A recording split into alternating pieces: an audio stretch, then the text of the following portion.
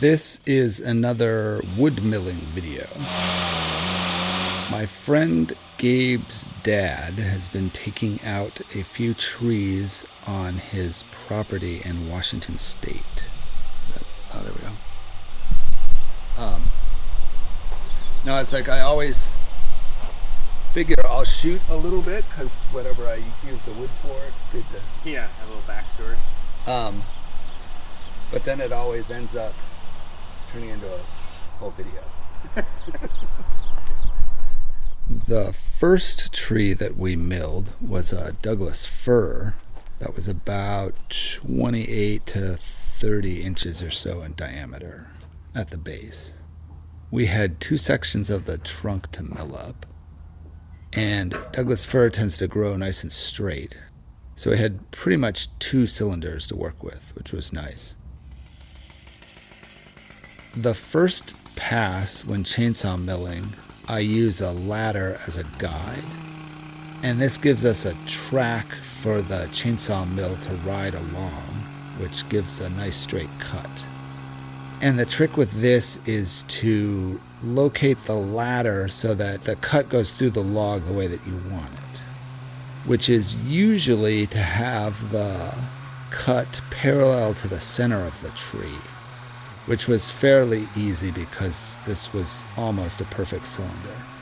Also, you want to attach the ladder in a way that it doesn't warp or bend the ladder so that the cut is straight. Once you do that first cut, then the cut becomes the guide for the next slabs that you do. And every time you cut the first piece off, you're always amazed at what the wood looks like. It's wood. So we got the first cut pretty straight. Then we just milled up the log.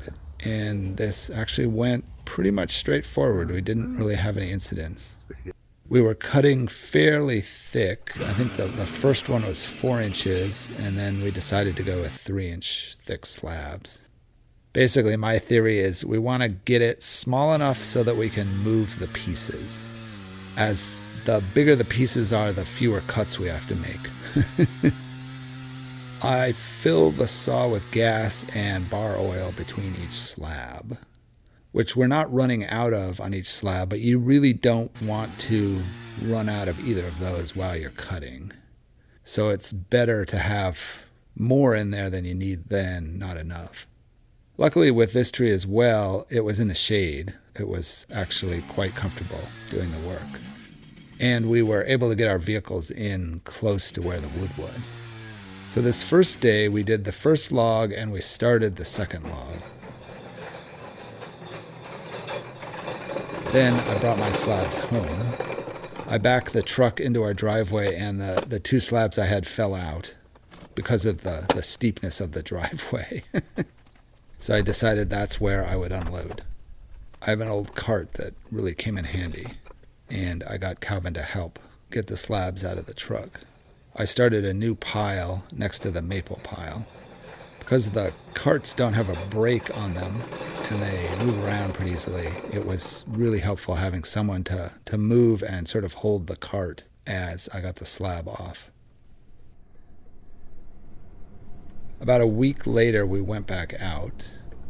We milled up the second log, and we had been eyeing a tree in the back part of his property. Doing a little research, we figured out it was a Red Alder. At least that's what I think it is. And part of it was pretty dead, and we thought we could find some wood in it. It's more not taking out the live part, but I think it'll be okay. On the other side? And then it tears out and falls down, yeah. Yeah. It's kind of a weird, because that way it won't fall back against you. Because if you're up higher, it has this ledge, it can't actually break back towards you. Yeah. So they go up a little higher. Yeah. That's why they see and they're kind of like this weird shape, because they have protected themselves a bit. This is a little bit of foreshadowing where we are actually talking about how we're going to cut this tree down. I haven't done a whole lot of tree felling, but the practice was good. And this was a pretty easy tree as there was nothing that it could really hit, no matter which way it fell.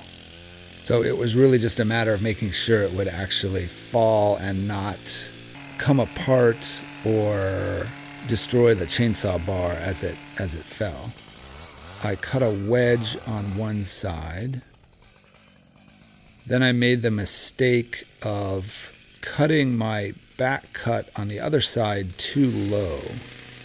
And the tree fell a little bit and then got stuck.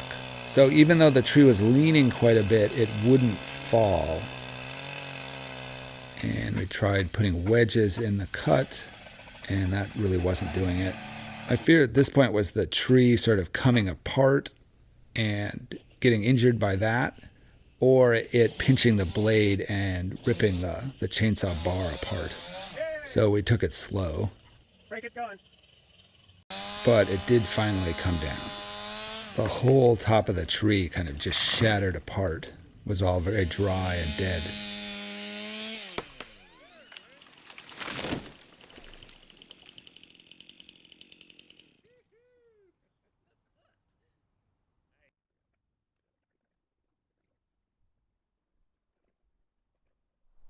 But it looked like the section through the bottom was pretty good wood. We started to clean off some of the parts of the tree. And I measured out 16 feet. We thought we could get 2 8-foot sections. Or at least we would cut it at 16 feet and see what the section looked like through the tree. And it took some convincing to get the tree apart at that point. And we decided after looking at the end that we could probably get 2 8-foot sections out of this. So I made another cut at 8 feet. I put 2 wedges in the top of the cut so that the bottom of the cut wouldn't pinch the chainsaw blade. And this worked really well. As you can see, the bar comes right out. So then we can roll those apart, and it looks like we have 2 good 8-foot sections. A little bit of the upper section has some rot in it, but besides that, it looks like we should get some good wood out of this. So we let the logs sit at that point, and it took about 2 weeks to find another date that we could both come out and mill these 2 logs up. So we got an early start, and I drove back up to Washington. And our 2 logs were still in place. And just like the other logs, I could set up the ladder. These logs had a little bit more shape to them, so I had to shim and kind of hold the ladder in the location that we wanted the cut to be. Now, Gabe had suggested I put the longer bar on the saw for these, and it ended up being a lot longer than we really needed. But the chain that I have for this bar is more of a ripping chain, and it's brand new. So it's nice and even and nice and sharp. And the wood, as always, looks really nice on that first cut. It's like, wow, it's wood.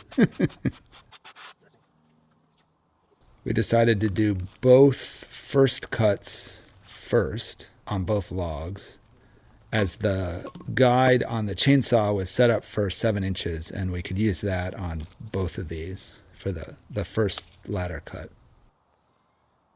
You can see I'm sort of finding spacers to get the ladder in the right location. And we can do the first cut on the second log.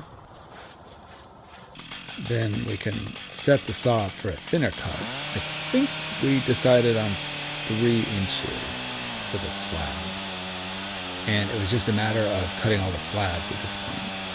And it went well. I don't think we had any issues.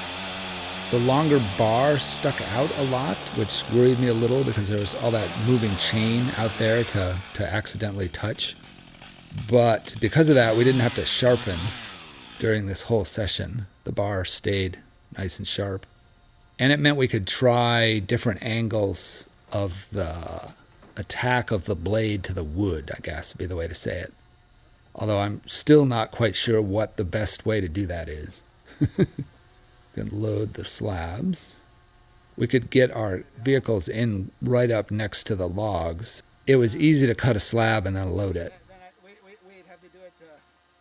I tried dusting off the logs with the drone, which kind of worked, but it was still easier with the broom. Since the cut is the guide for the next slab, it's good to get the sawdust off of the top of the slab. So the cut will be as straight as you can make it. You can kind of see in the time lapse that there's a lot of time spent between slabs, kind of talking and socializing and getting the saw ready for the next slab. One of the things that helps a lot while cutting the slabs is to put wedges into the cut so that the weight of the wood doesn't pinch the blade. Then we loaded up the last piece. I'll use this sort of as the cap piece on the stack of lumber. It'll help keep it shaded and it'll keep weight on the whole stack of wood. Then I can take my haul of wood home. We cut the logs just a hair longer than 8 feet, so I couldn't close my tailgate on the wood. Now I can get the pieces out. This top piece is about the limit of what I can lift. And I got Calvin out to help again. Now these aren't the best stickers to go between the slabs, but it's what I had, and I didn't feel like cutting a whole bunch of new pieces. We were working on the last piece, and I was having trouble getting it up, so I decided to see what Calvin could lift. And this is, I think, my favorite part of this entire video, is that Calvin can now lift slabs of wood with me. I finally figured this out at the end. So he's finally to where I can use him for labor. And he seems to be happy to do it. And the last thing to do is to coat the ends. I didn't do this with the Douglas Fir, but I figure with the Alder I should do this. This is a wax paint that I get locally, but there are similar products online that you can use. It basically keeps the end grain from drying faster than the rest of the piece of wood, so it won't crack on the ends quite so much. It's not hugely critical, but it helps. And there's the stack of wood from the last, I guess, 3 sessions of milling. I'm not quite sure what I'm going to do with this wood yet. I think if the fir was dry, I would use it on our basement project that I'm currently working on. And the alder looks like it's going to be really nice, so I will have to find a project for it.